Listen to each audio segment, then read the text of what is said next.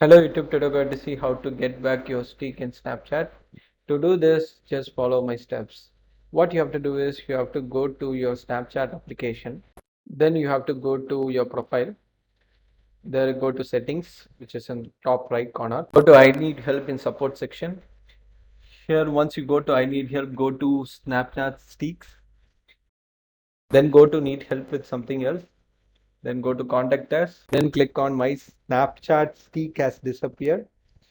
Then you have to fill these details like your username, your email ID, your device, and your friend username. When the streak got disappeared, you have to fill all these details. It's better to have the value as 10 for how long your streak has been expired.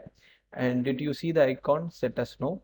What information should we know? For that, you have to write a text like this. A streak is shown next to the contact name, but it is missing now.